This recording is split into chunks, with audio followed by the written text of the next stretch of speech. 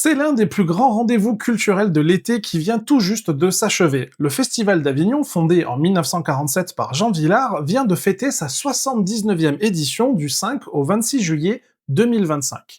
3 semaines de théâtre, de danse et de rencontres dans toute la ville, entre cours d'honneur et ruelles bondées. Et cette année encore, le succès est au rendez-vous. Taux de remplissage record, fréquentation en hausse, mais aussi des tensions en coulisses et des enjeux politiques. Enfin, le off, quant à lui, est de plus en plus gigantesque, mais fragile. Alors, que faut-il retenir de cette édition 2025 ? On fait le point tout de suite. Bienvenue sur Frame & Game Investigation, on démarre.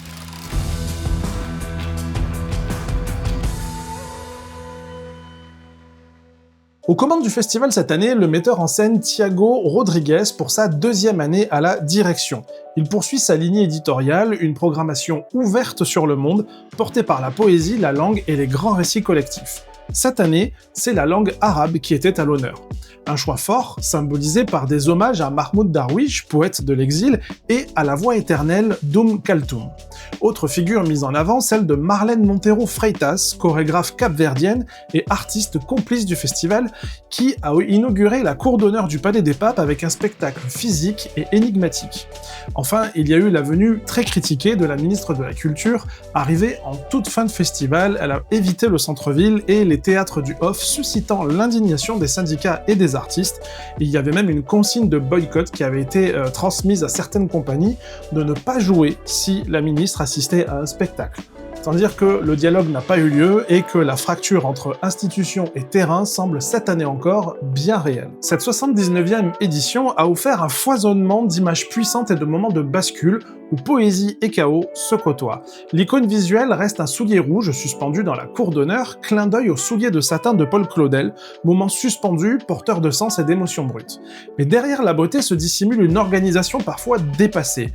Les représentations du soulier de satin à Avignon et de la force du destin au Corrégie d'Orange ont été écourtées par des orages violents alors même que les bulletins météo avaient annoncé le déluge 3 jours plus tôt.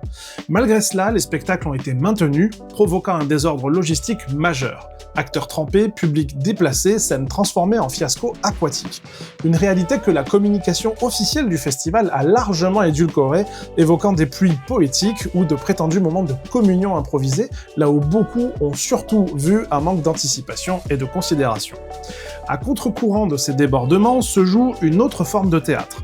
Le procès Pédico, performance documentée et intense signée Malouro et Servan Dekle, présentée dans le cloître des Carmes le 18 juillet. Pendant près de 4 heures, une cinquantaine d'artistes rejouent le procès médiatique des viols de Mazan, avec témoignages, interrogatoires, plaidoyers judiciaires et analyses sociologiques. Le résultat, un moment de théâtre du réel absolument saisissant, reconnu comme l'un des chocs artistiques de l'édition 2025. C'est cette dualité qu'a incarné l'édition.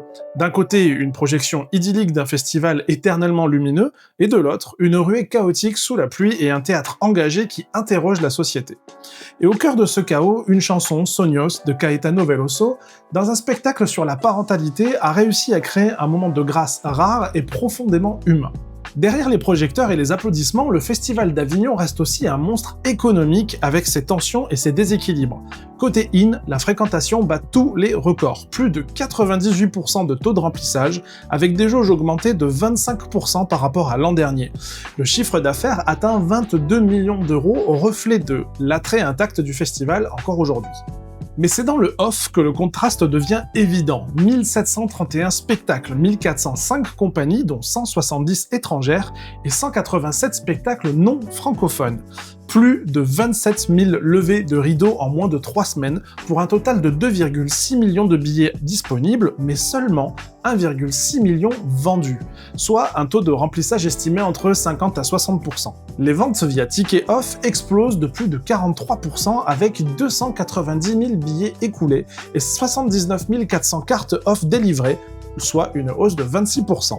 Sur le papier, ça grimpe, mais 78% des compagnies du off ne touchent aucune subvention publique. Et le coût moyen du logement pour une troupe s'élève à environ à 3 598 €, sans compter la nourriture et les transports. Ce qui est l'équivalent de plusieurs semaines de billetterie pour les petites structures. Selon un sondage mené par l'association AF&C, de nombreuses compagnies souhaiteraient réduire la durée du festival à 18 jours sans relâche contre 22 actuellement, tant le rythme est intenable humainement et financièrement parlant. En résumé, le in triomphe et le off survit, et cette dualité structurelle devenue presque systémique questionne l'équilibre même du festival. À quel prix l'émergence, l'indépendance et la diversité artistique sont-elles encore possibles à Avignon? Au moment du bilan, le contraste est saisissant. Sur le papier, la 79e édition est un succès. Fréquentation record, salle pleine et émotions palpables. Mais derrière les chiffres, les tensions sont nombreuses. Du côté du in, certains saluent la poésie et l'ambition formelle, mais regrettent une programmation parfois trop lisse, où le focus sur la langue arabe, bien que symboliquement fort, s'est révélé artistiquement inégal, manquant parfois de chair et de confrontation réelle. Le off, lui, confirme son foisonnement, et son extrême fragilité également. 78% des compagnies sans subvention, je le rappelle, avec des logements inabordables, un rythme exténuant et une course à la visibilité féroce. Le modèle économique du festival, en tout cas du off, est à bout de souffle, et la plupart des artistes présents le disent. Il devient de plus en plus difficile de créer sans s'épuiser ou s'endetter. Le tout dans un climat politique tendu, une ministre venue en toute fin de festival, esquivant le dialogue, boycottée par une partie du secteur, est perçue comme étrangère au terrain. Loin du récit officiel d'un festival apaisé, c'est un monde du spectacle vivant fracturé qui s'est exprimé cette année. Alors oui, Avignon continue de briller, mais à quel prix et pour qui? Si l'on veut préserver ce festival comme un lieu d'émergence, de liberté et d'audace, il faudra plus qu'un beau communiqué. Il faudra écouter les artistes, repenser les équilibres et faire d'Avignon autre chose qu'une vitrine. Parce qu'au fond, ce n'est pas juste d'un théâtre sans risque que le public a besoin, mais d'un théâtre vivant, exigeant et juste, socialement et économiquement. N'hésitez pas à me dire ce que vous en pensez dans les commentaires, c'était Frame & Game Investigation, salut!